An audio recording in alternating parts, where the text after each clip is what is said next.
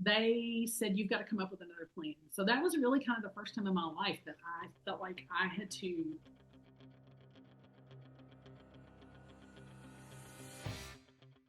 Today on the show, we have former Basketball Hall of Famer from Bethel University in McKenzie, Tennessee. Ellen Argo is up next.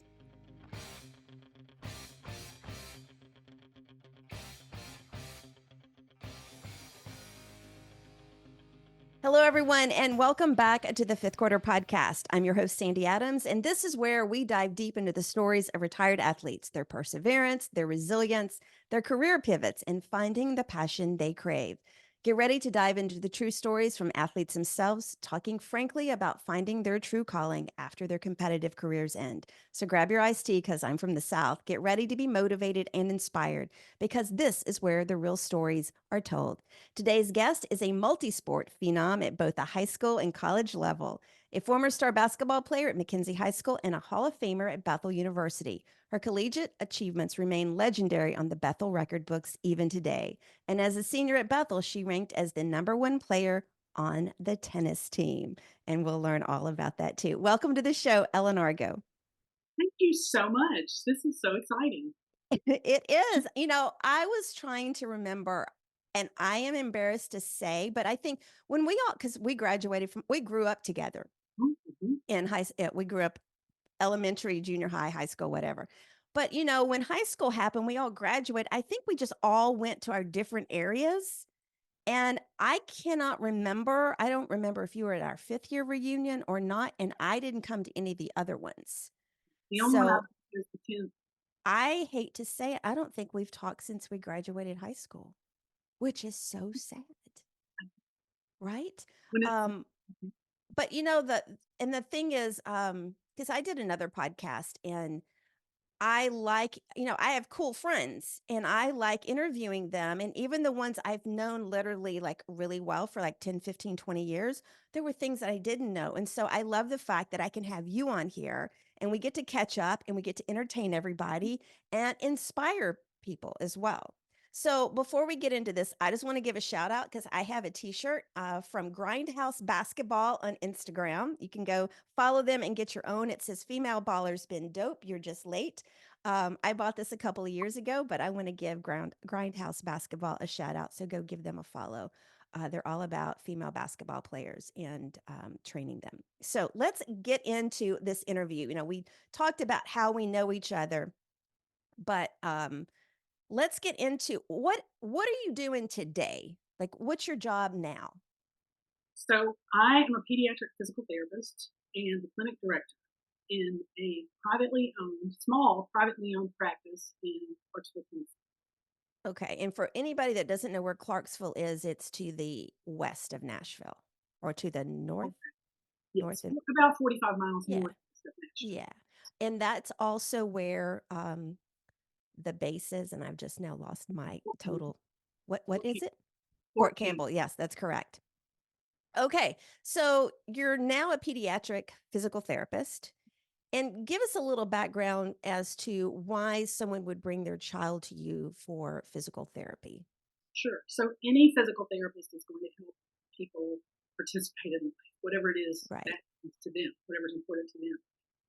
For me, with children, that might be a child who has cerebral palsy, who Okay. learned to walk. It might be a child who's had surgery and or has been injured and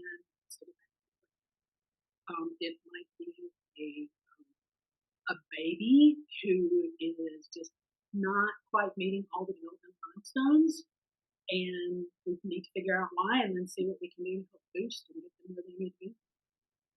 Okay. Because when we think of physical therapy, we think of older people or middle-aged people who have been injured or something.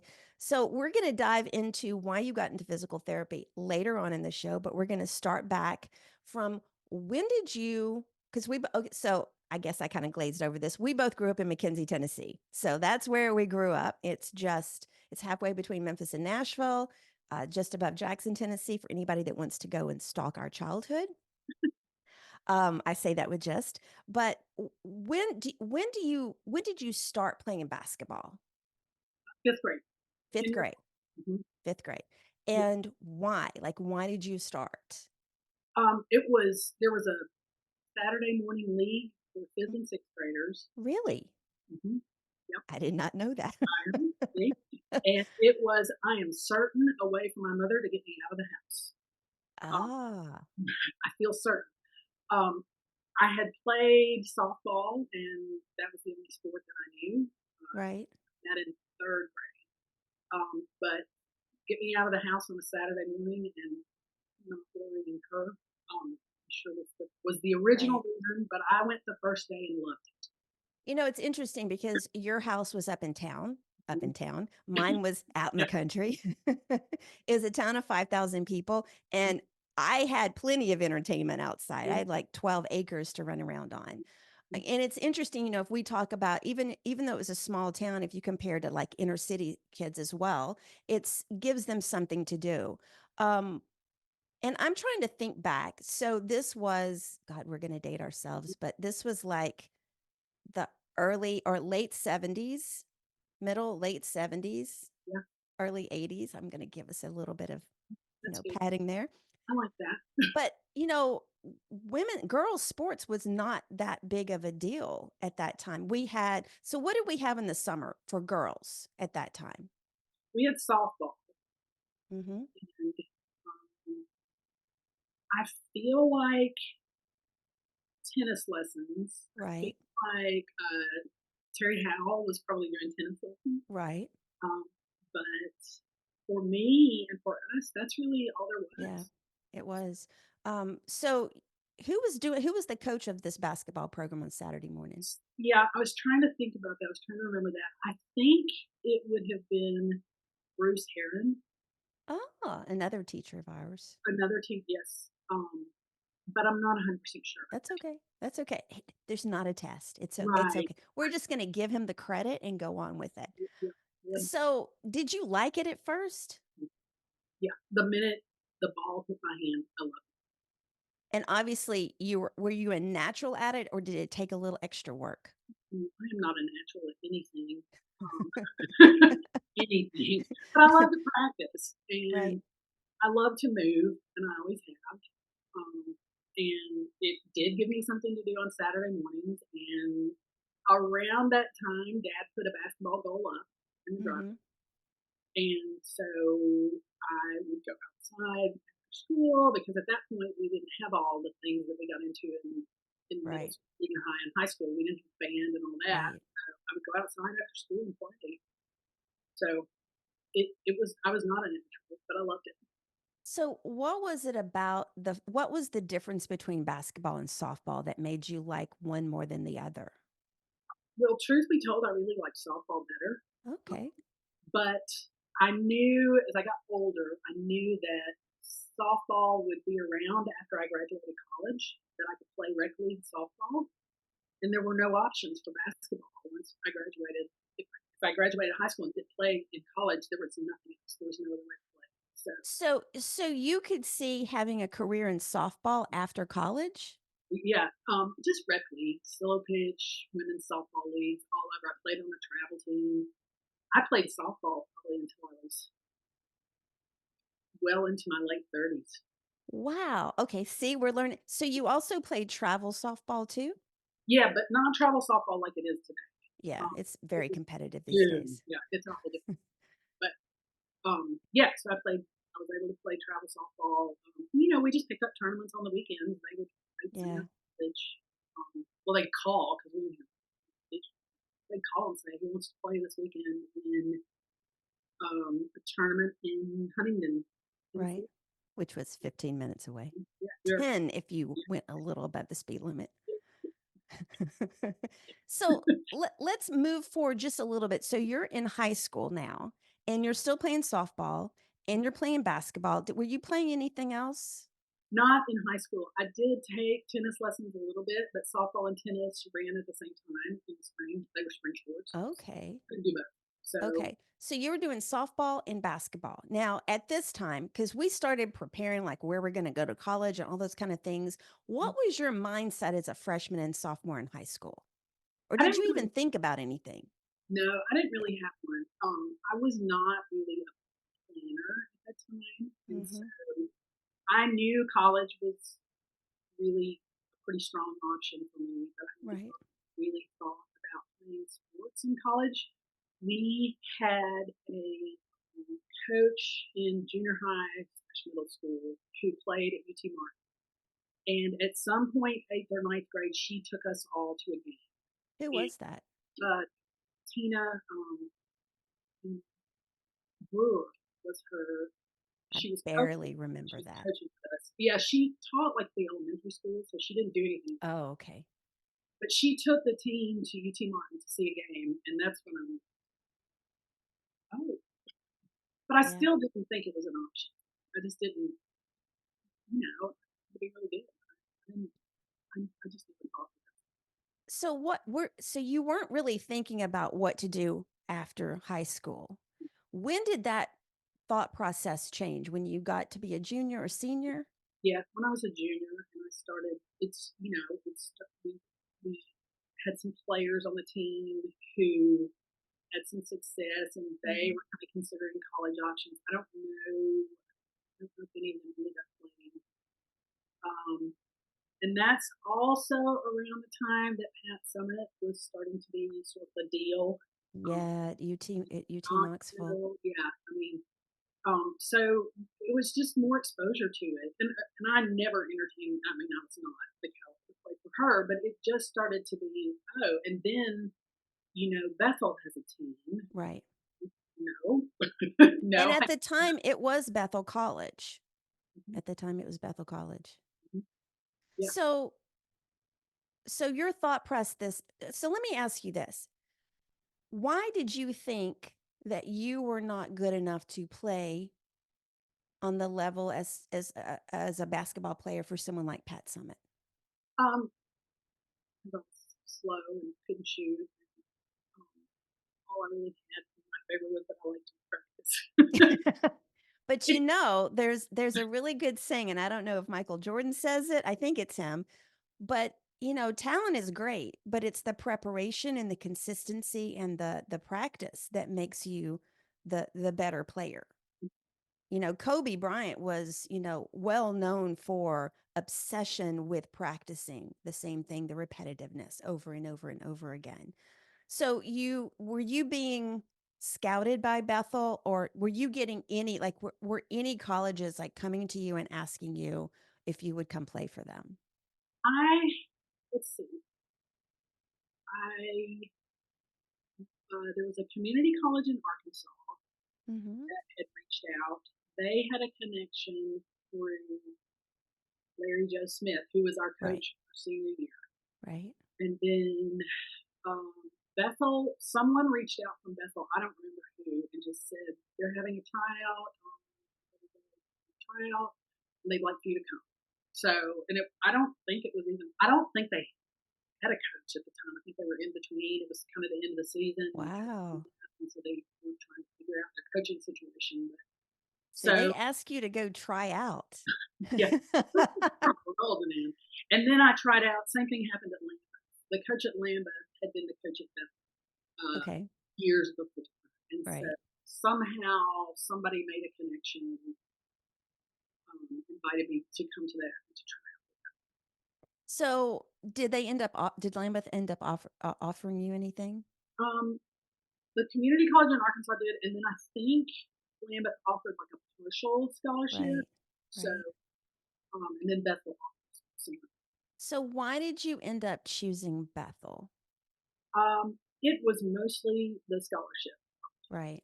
It wasn't a full scholarship. They didn't do a scholarship for women's sports. And, But I know any amount any amount, helps. yes, any amount helps. I was able to get some Right. a little bit of academic money to mom and dad. I mean,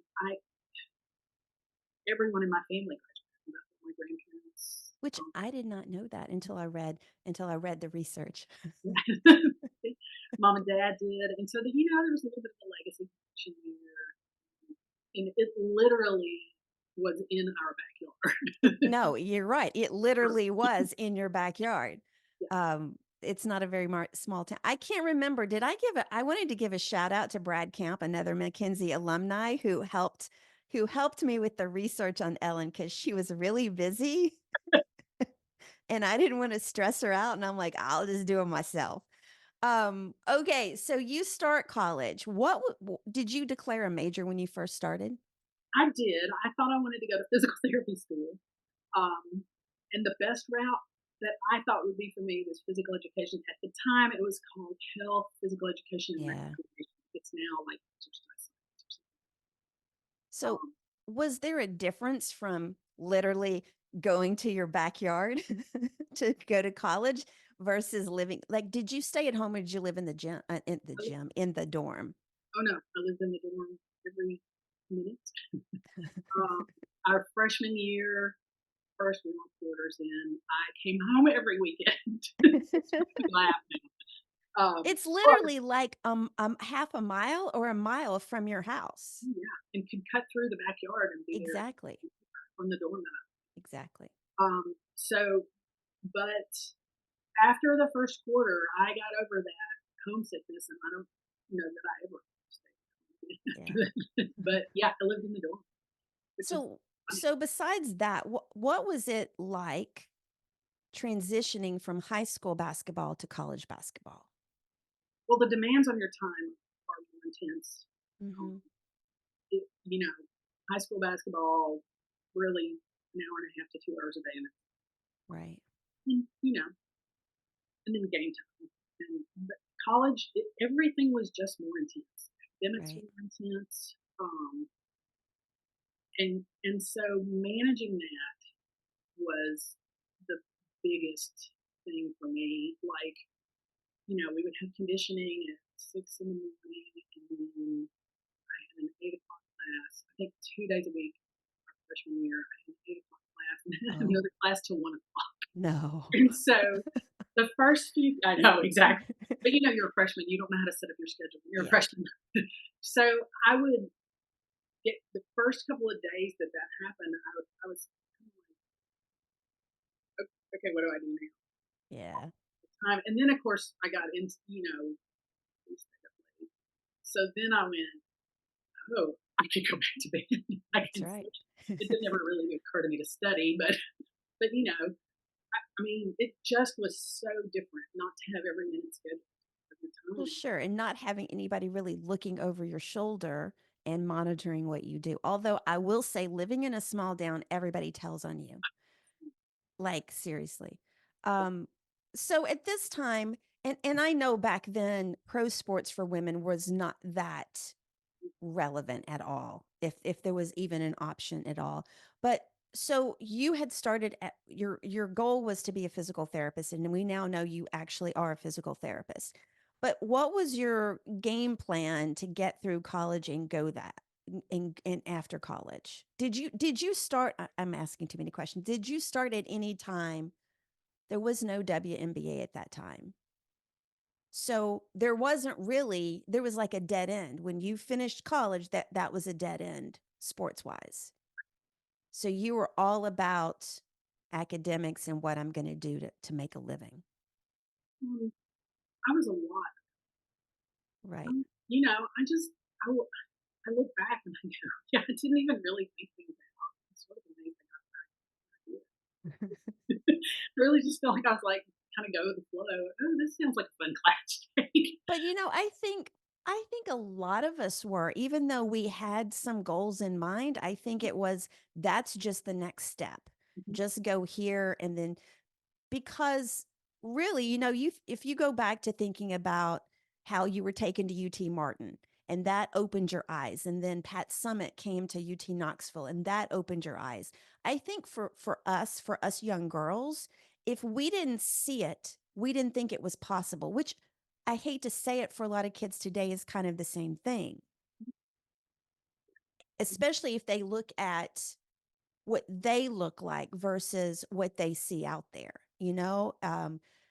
and I think that's really the hard part in going back and talking to older people who played sports. Yeah. The options weren't pro sports at all. It was a means to an end. So now let's switch over a bit because you said you had taken tennis lessons in high school. why did you get on the tennis team in college?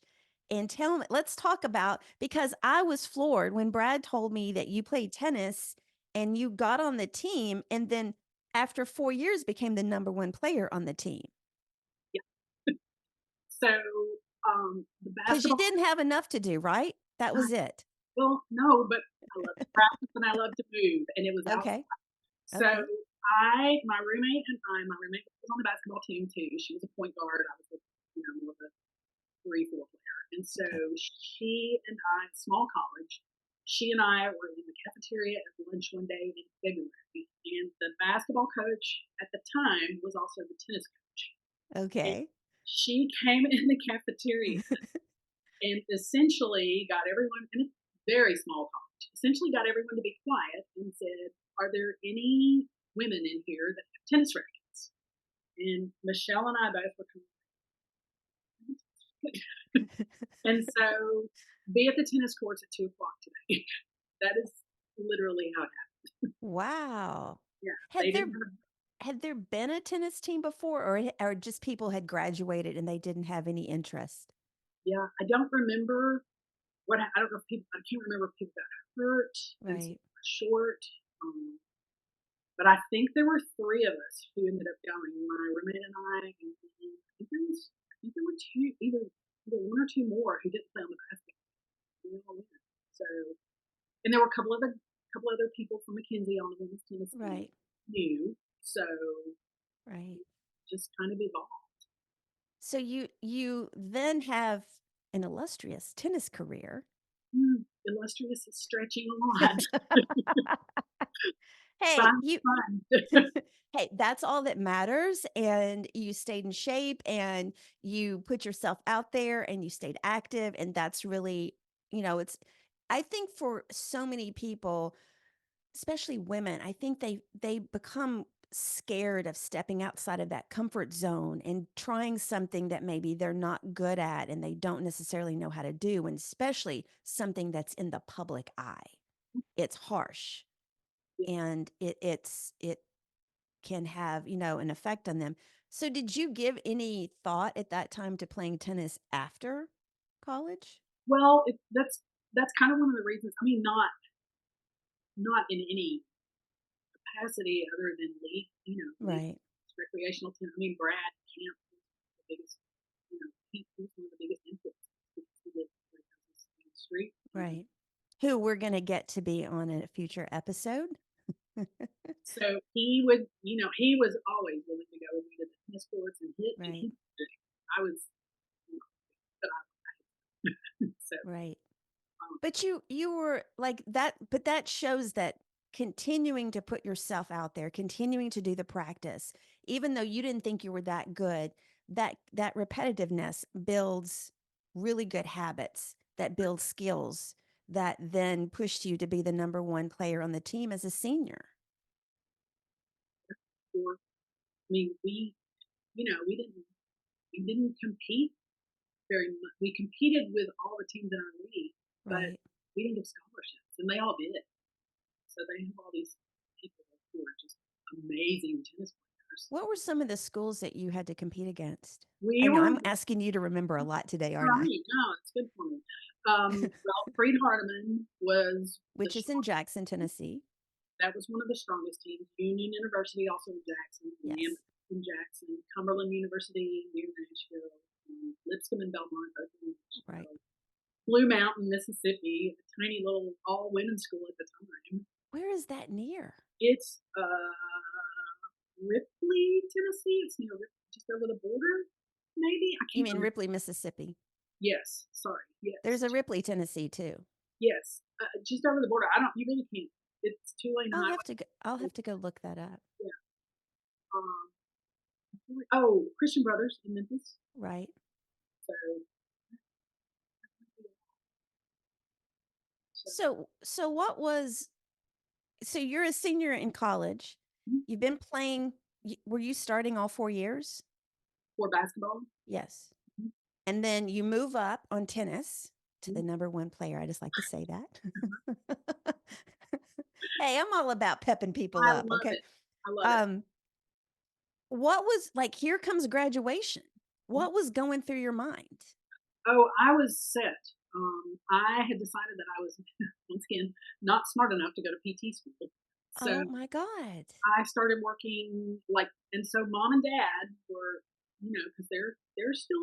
I mean, And your mom was a teacher, mom was a teacher. Yep. right? And So I don't remember, what did your dad do? he worked at the Milan Larson. Okay. So so mom and dad, it was. I let them know probably in my sophomore or junior year at college that I didn't think I was going to get into school, so I wasn't even going to try. Do Which you know how many women actually, and I would say I've come in contact with a lot of people in general who just kind of have that mindset. oh yeah, I saw a couple of friends who were very smart. They were 3.98 GPAs, Right. couldn't get in, and I had 35, 34, and so they can't That's get pretty good to play two sports. I know, but I just didn't think I would get in, so Yeah. I wasn't even going to try. And so they said, "That's fine, but you're not going to just you know Come home. right." That kind of thing. So they said, "You've got to come up with another plan." So that was really kind of the first time in my life that I felt like I had to research and figure something else out to do. Wow. So I had already, by the time we graduated, I had applied to and been accepted into Middle Tennessee graduate school in exercise science in Middle Tennessee. And I was going to be an exercise physiologist and work with people to get stronger and Right. great. So I had applied and gotten accepted, and I think we graduated on a Sunday, and I think I moved to Murfreesboro the following week to start grad school. Wow. So I knew what was going to happen, and I just thought PT school. So was that the end of your competitive career? How did you like, did you miss playing on the court? Like, did you, well, obviously you went back and you played rec basketball, right? Not really. There Not wasn't really. really wasn't anywhere to play. And my first job out of grad school was a big community college in Florida, and a bunch of men played on Friday Whoa, afternoons whoa, whoa, whoa. Okay, so you started grad school and then you got a job at a college in Florida after I graduated from grad school. after you graduated from grad school. Okay, so that's how you ended, because you graduated from the University of St. Augustine for Health Sciences with your, see, I did my research, You did. with your physical therapy. Mhm. So I was wondering why you picked Florida. So you got a job. What was the? Do you remember the college name? Yeah, it was at the time it was Daytona Beach Community College. It's now called Daytona Beach State College. Oh yeah. So it's now 4 years. It was huge. It was, I think there were at the time 8,000 employees. It was big. I think it was bigger than McKinsey. Yeah, because Bethel had, I think at the most students was like 750 students. Yeah, and If when I that, was there, I think it was around four. yeah, and our graduating class was 92 people. Mhm. Okay, so you got a job at that college doing what now? I ran their employee wellness program, employee and Okay, student wellness program. So, and part of what we did was set people up with recreational or wellness type activities. right. And there was a Friday afternoon basketball group, and it, I would go in and play with those guys. So you So played that's with the the only boys. yeah, that's the only time I've ever gotten to play. Now you look, those they were in so, but they let me play and it was fun. You know, we have a brand new, whole new staff at the University of Memphis for women's basketball, and back in the fall, I didn't really think, and I still don't, that local media give enough reference to women's sports in Memphis.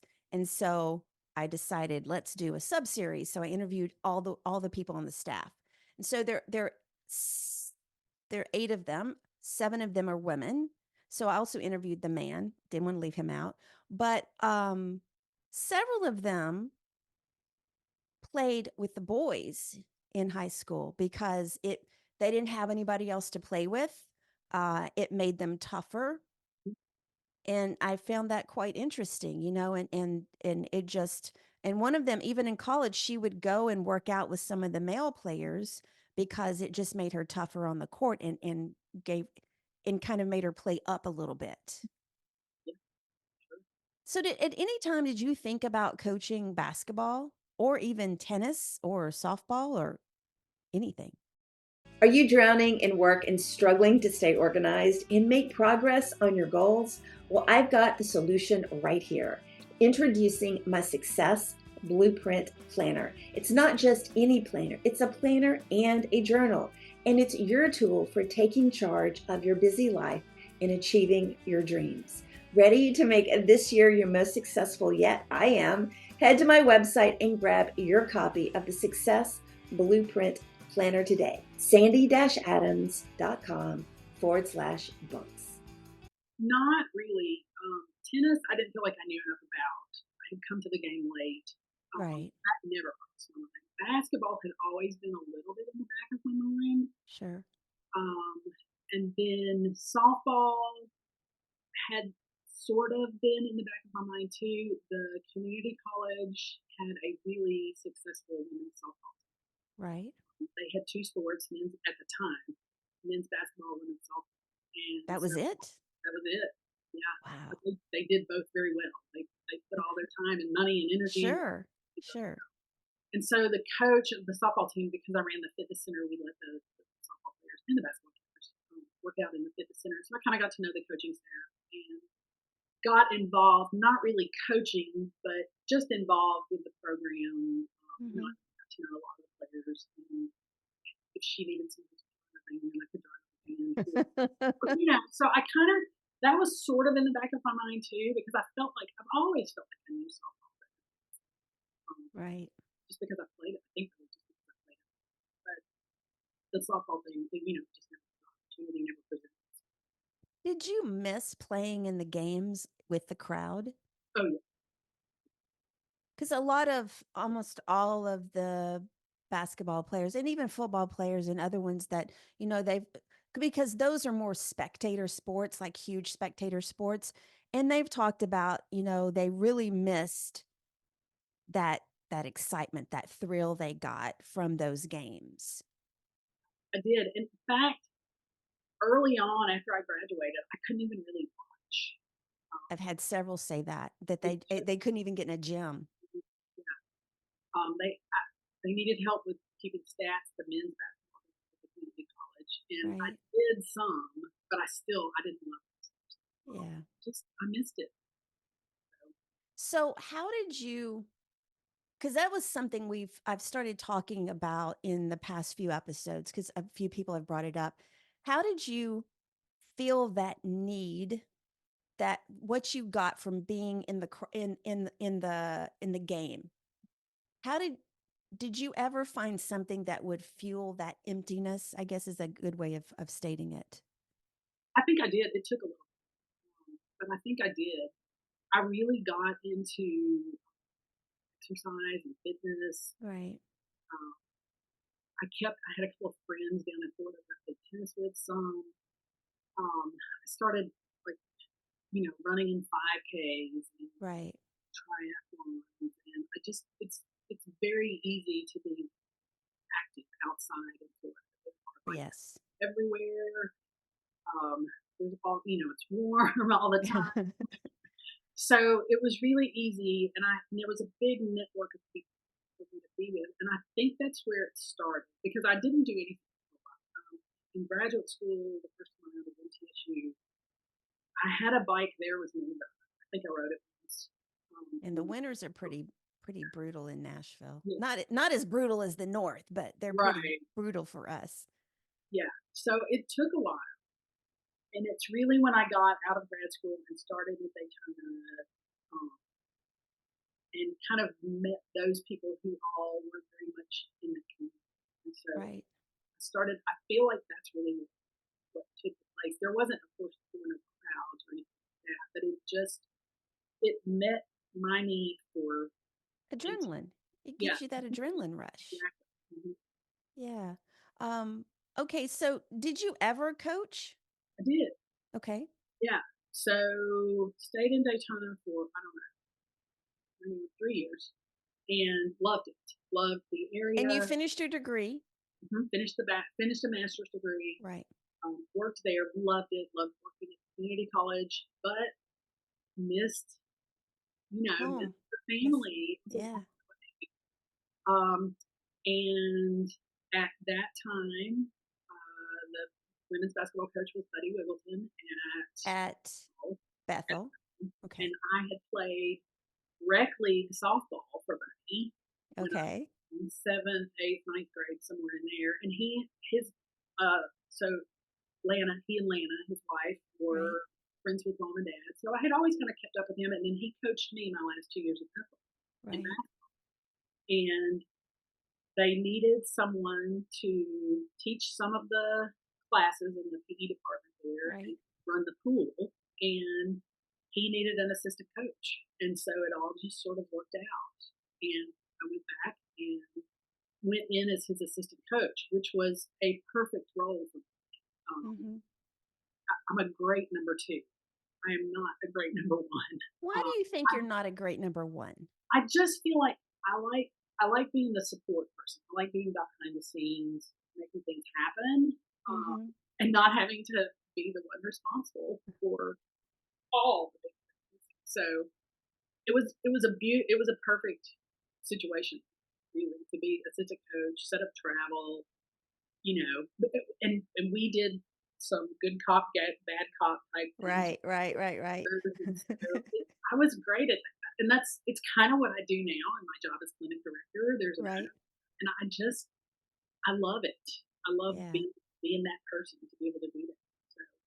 So you did that for 1 year or 2 Oh years? no, I was assistant coach for I think 2.5 years. He got sick in probably mid January, late January, of course, right Right. into the basketball season. Right. And they thought it was his gallbladder, did surgery, thought he would be back quickly. He was not back quickly. So I had taken over as interim coach. And then uh, heart issues. He developed heart issues, or he Right. had heart issues, and they learned that the gallbladder was really not the issue. So Right. he, I think, came back for a few games at the end of the season, but health wise was not in a place where he Sure. could. Um, and he waited until fall to resign. I'm fairly certain because he said to me, "I'm going to resign and I want you to be the coach." And I was not me. And so he waited till like July or August. Until you couldn't say Yeah, no, yeah, till yeah. So till it was too late. yep, it was too late. So So then you were a head coach for a year? I was head coach for a year, and loved it. Loved the coaching. Loved the teaching part of it. Um, Right. what I didn't love was right after I started back, the president of the college and the board, I guess, the board of trustees, Yeah. Yeah. decided to go non-scholarship. So For women's basketball? all schools. For all sports. So we could offer, I forget, I think we could offer maximum $5,000, and the cost at the time to go there was like 13,000. Yeah. So we were competing still with Lipscomb, Union, Right. all the teams that offer, all the schools that offered 15 to 18 Yeah. scholarships. So that was frustrating for me because the kids were great kids and they Hmm. worked hard, but I mean, we were getting 20, 30 points a game, and that's just over and over and over. That's hard, Right. and it's hard to see. Say that again. The most points you were scoring in the games was 20 or 30 points. Oh, okay. We were getting beat by 20. Oh, okay. I see. Okay. It Yeah, just it just kind of beats you down after that. does. It does. And maybe it wouldn't have been so bad if the kids, but I didn't want the kids. But Right. I love the players that Yeah. they were good kids. They worked hard. Um, this wasn't their fault. It wasn't And their you just, so lack of scholarships, you just couldn't get the talent to compete at the collegiate level with all these other schools. fault. So Yeah. yeah. So after a year of that, You're like, I'm done. yeah, this is not going to change. So, and it was sort of at that time I was sort of realizing too that if I wanted to be at that collegiate level, I was going to need it was a 24/7, Yeah, 360, it is. and I was It is. It's, everybody, not everybody. The higher you get in level of playing, the more administrative stuff. You're not actually coaching. Your assistant coaches are coaching, and you're having to put up with all the business. It's running a business, especially the bigger the university or college. It's about the business. Right. Um, Frank Haith, who I think originally was at Tulsa or Wichita, I can't remember off the top of my head. He came and spent a year at Memphis. He was a head coach. He came and spent a year at Memphis last year as an assistant coach. And, he said, because I think I asked him that question, and he said, I miss actually coaching. Mm-hmm. Oh, I'm sure. He said, I don't have to deal with that right now. I can get back to actually coaching these players. Mm. And, that, and just being around the Memphis men's basketball program, I just see, it is running a business and everything that comes with that. And if you love coaching, you miss doing that. Mm-hmm. Yeah. And even at the high school level, you have more of an opportunity to coach. But Right. I think once you get up, it just takes you away from that feeling. So you leave Bethel, and what are you doing? Like, what did you decide then? So I stayed for one more year, continued with the pool, running the pool, teaching classes, and supporting women's basketball. So I Right, still like assistant coach, and so I would help them set up travel, and, right, just things. Um, but at the same time, I wasn't faculty, so there was right. no room for advancement. I didn't have a doctorate, and so I started sort of realizing that I didn't want to stay at that level always. Was your mom freaking out at this point? I don't think so. I feel like I would Okay. have known with her. I don't We think she, need to have a talk. I don't think she was. Yeah, oh yeah, she would. I don't But think she she was was. also probably glad you were at home, like you were in the hometown. Yeah, when I came back at that time. My grandmother lived just down the street from Bethel, also, Hmm. and I was really close with her. Right, And she, um, about a month before I moved back home, she got sick and needed. I mean, her decline really in this big scheme of things was fast, but it was about right, over 10 months. It was a long 10 months. right. But working at Bethel, living near Bethel, living near her, there Yeah, is nothing in this world that I would trade for having been able to be back home exactly. with her, to be there with mom and dad, and my other grandparents and the rest of my family, to Right. go through. Um, so I started, okay, now what am I going to do? I don't really want to. Research is not my jam at all. I'm not a detailed data person, so I knew that the PhD was. Um, I knew that coaching was not the thing. And so, Hmm. okay, what am I going to do? Well, what about physical therapy? I go back to it.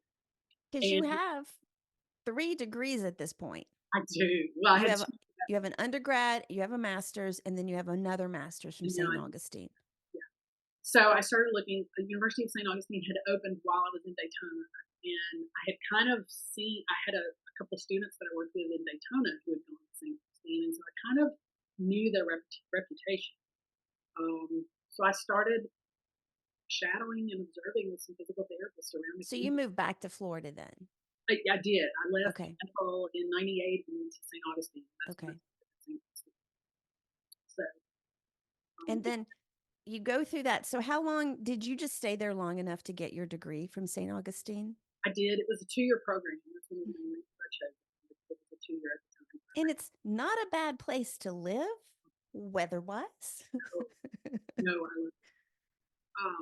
And then I moved back down to like the Volusia County area and worked as a Where is that PhD. for That's, us that don't know the counties? that's Daytona. Okay. Daytona Beach, what everyone knows. That's not where I was. That's the race and spring break and all that. That's Right. But that's the county that Volusia County as well. Okay. So I had a house a block from the beach, Oh, wow. north of Daytona, and worked in a little privately owned physical therapy clinic. And so I stayed there for a couple more years. Do you miss living near the water?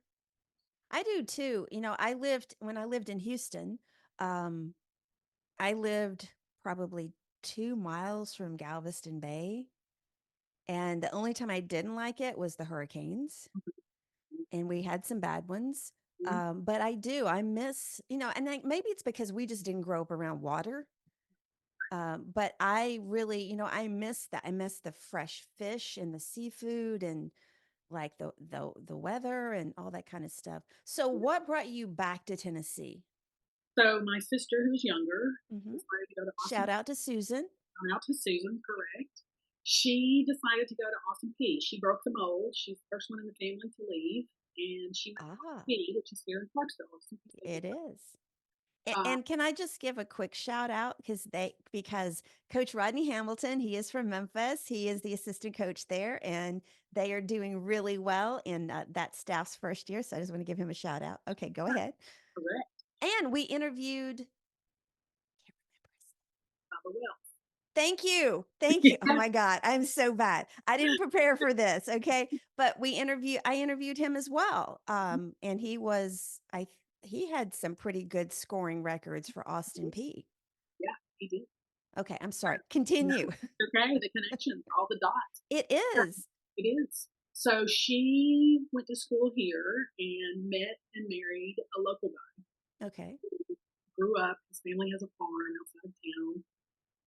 I doubt that he'll ever leave town. Right. And so they decided to get married at the time that I was living and working in English County, and it quickly became apparent that they were not going to leave Clarksville. And so Right. I knew that and I also knew that they were going to have kids, and Right.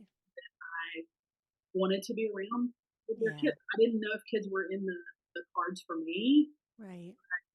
At the time, I didn't have kids in the cards. So I went, okay, well, then I'll move back there. So Yeah. look for jobs in Clarksville and Nashville. That's something because my two younger nieces, they lived one of them was actually born in McKenzie, and the other one was born in Omaha where my brother was in the Air Force. But they were there for a few years, but I missed growing up with them. I missed seeing them because I was young enough that could be like little sisters, and I did miss that.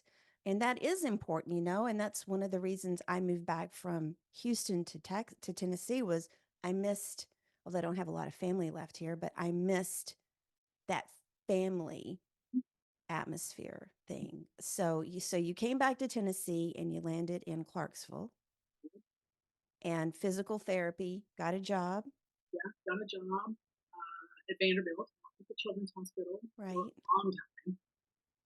But then got tired of making that drive. Yeah. So the clinic where I am now, I've known the owner for a long time, and it's a 6-minute walk from my house. Oh my God. So you still get exercise Oh my gosh, yes, and in the summer. yes, and I'm a mile and a half from my sister and her family and the kids. Yeah. And the plan had always sort of been, as they got older, then start looking around and see where I want to Right. be. Um, Right. so I've got probably 4 or 5 more years here. The youngest is 12 years old, so Hmm. 4 or 5 more years here, and who knows? So where do you see yourself in 5 years? So the travel physical therapy has always been sort of intriguing to me, and Right. most therapists go into it right after they graduate when they're young, Yes. families, and they can travel then. But I've kind of looked at it, and there's a fairly good market for pediatric therapists in the travel world, and so Hmm. that is high on the list. So I don't Right. have a good location, but just around. Right. Um, I don't see myself staying in Clarksville, Yeah. but I do. I see myself working for a few more years. Hmm. I think it would be similar to when basketball ended. Right. Right. I need something to do. So Sure. I feel like what would happen would be, for part So, time. you talked about travel. Where is something, because I always find this fascinating when I ask this question for people. It's not on the list, but where is some place that you would really like to go, like travel to, either in the States or overseas? So I've been to the Pacific Northwest. Hmm. and for a week. I would love to go out there and spend more time out there, and the Southwest too, for that. Yes. I've spent a decent amount of time in New England and loved that. And then more, um, I really haven't done anything in the middle of the country other than I spent 8 weeks in Kansas City and loved that. So Right. um, I just love to go and be able to stay. Most travel contracts are like 13 weeks, Right. and so that just to me would be perfect. Which gives you enough time to get acclimated to the surroundings and kind of find things out and do those things. Yeah, I've always in my fantasy head, I was like, every summer I'd love to take 2 months and just Yeah. go live in a different city. Yes. Yes. But for me, living in Houston, even though I knew so many people, I just felt lonely a lot of the times. And sometimes you need to feed your soul for something that's more important, just like you came back to Clarksville to do that. So let me ask you this. What's one item on your bucket list? As far as travel or just anything, Anything. anything. I am. I'm not super like super. I'm not a big risk taker, Hmm. um, but I do want to travel and do like Right. Alaska has just been it's just not Yes. possible to get there. So that's one of the biggest things is get to Alaska. Okay. Okay. Um, And what do you think your biggest value is to people these days? oh gosh, um, I think being a good number two, being the Okay. one. I mean, in the clinic where I am right now, I had to go back into patient care full time as we are in a transition period with one dentist leaving and ready Right. to hire another. And I love being in patient care. I love being able to educate Right. families and talk about, here's how we can empower you. How can we empower you to do those things? But I also feel like I can do that with the people that I work with. Sure. And so, Okay, so last question. okay. What would you tell a 9-year-old Ellen? A 9-year-old Ellen, I think you and I touched on it earlier today, and it would be do all the things. Put yourself out. Yes. It just, I mean, really, mom and dad would say, "There's this. Do you want to try it?" Um, and I did, but I didn't really have any. Yeah, sure, whatever. See, um, I didn't. There's like I never played sports. And now, I mean, obviously we didn't have a lot of sports to play, no, but now, and I don't even know if I'd be good at it, but I wish I had mhm, done something like that. yeah, it's so it's what you said earlier. Put yourself out there. Right. Do the things, not just sports. Whatever comes, do it. Don't say Right. no. So, one more question. Sure. So women's basketball, we're in March Madness right now. Or no, I'm sorry. March Madness starts this coming week for the women. Uh, who's your team, college-wise? Who is your team? I don't have a team. I want a good Okay. game. I like a Okay. good game. I love a Cinderella story. Okay. Um, Who's I the most recent Cinderella story or the most recent game that you just really loved? oh gosh, it would have been. Well, I enjoyed watching Iowa women last year make it all the way to the Final Four. Yes. Um, that's probably the biggest one. Um, I want a good game. Of course, growing up in Tennessee, Right. the University of Tennessee has always been there. I'm only going to say for the women though. Yep, well, um, it and so and then Vanderbilt has always been. I had a great uncle who had season tickets to every sport at Vanderbilt, Oh and I got to wow. take him to some basketball games, Yeah. women's games, and so Yeah. even a true Tennessee fan would never say that they were a Vanderbilt fan. No, they wouldn't. So I am not a true Tennessee fan at all. But I just love seeing a number 10 seed beat up on a number two I seed. do too. Like I remember, and I never really, I'm gonna admit, I never really watched women's basketball up until a couple of years ago, I had moved back and Katrina Merriweather got the job at Memphis Mhm. and she's now at Cincinnati. But I don't know. I just got excited about her Mhm. and a new program. And I just moved back. So I was like all into, oh my God, I am so thankful to be home. Right. So thankful to be back in Memphis. And then, she left and I went to a couple of games, but then last year, we got Alex Simmons who played at UT for Mhm. Pat Summit. And um I met all of them at a private dinner before the season started. Love them. Like it was like immediate, like, oh my God, you girls are awesome. And I was like, I want you guys, I've got this podcast and they're like all staring down at me because they're so tall. And they're like, oh my Yeah. God, yes, we got so many stories to tell you. And Oh, so yeah. I started going to several of them. And then shout out to my brother who is now a huge Caitlin Clark fan. I mean, he can say he talks about Iowa all of the time now. Right. And I'm like, my sister's like, who is this? This is not our brother. But it is exciting to see them play and the level of competitiveness and the level of skill is really amazing. And so I have started watching more and more. And actually, I bought this T-shirt 3 years ago just to support Grindhouse basketball. Mhm.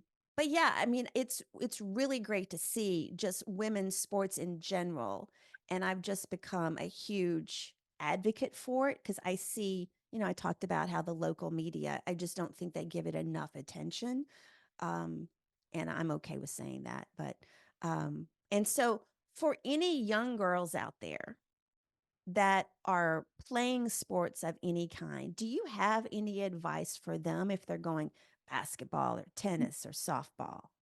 Yeah, I do. I've got two nieces. My sister has two girls, and they're both athletes. Right? They went volleyball route mostly. One of them's playing basketball, but no, it's the same message. It's do it. Get out Right. there and do the things and Right. try everything. And and above all else, have fun and enjoy what you're doing. Did Susan play sports at any point? She did. She played basketball and softball too. Okay. And did she play in college? She didn't. She had a knee injury that pretty well knocked her out.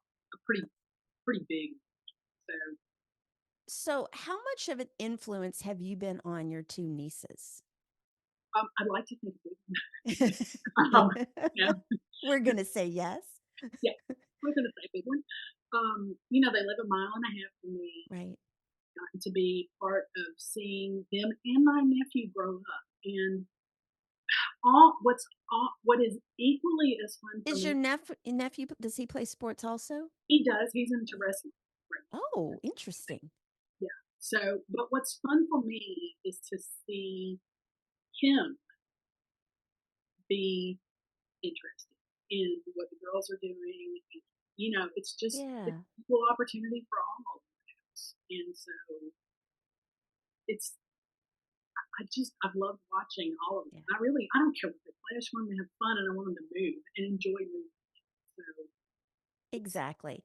And just, embrace everything that sports has to offer because it has so much to offer that I don't think necessarily, so many skills that they can take further into life that I don't think that kids necessarily think about. But okay, so thank you so much for being on today's show. It has been so much fun catching up with you. I And any last comments to the listeners out there? Yeah, my last comment is gratitude to you for shining the spotlight on women's sports. Well, thank you. Knew about your podcast and then examined it a little bit more and listened to some of them and really for one more time for somebody to have an opportunity to learn about women's sports. Oh, thank Yeah, you. It's, grateful for you. I did not, I will admit, when I don't know if you know the story of how this podcast came about. Mhm.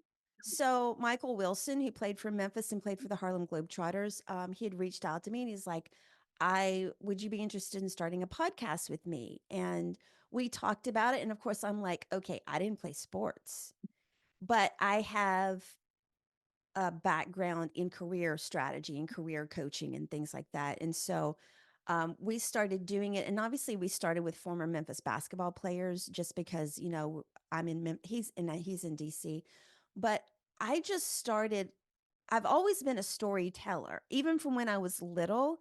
And, it was with the camera and then it was with, just all different kinds of things. And I love the ability, I find it fascinating. If I could go back now, I would probably major in journalism, just because I find it fascinating just telling everybody's stories. And I love how interesting people are that don't even think they are interesting.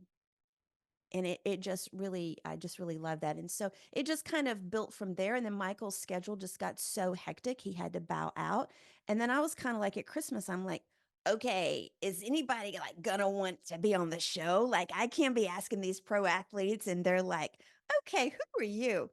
But then I realized it's not about so much the sports aspect, because what I heard from people, especially the guys, was that we want to talk. Now, not everybody wants to talk about it, Right.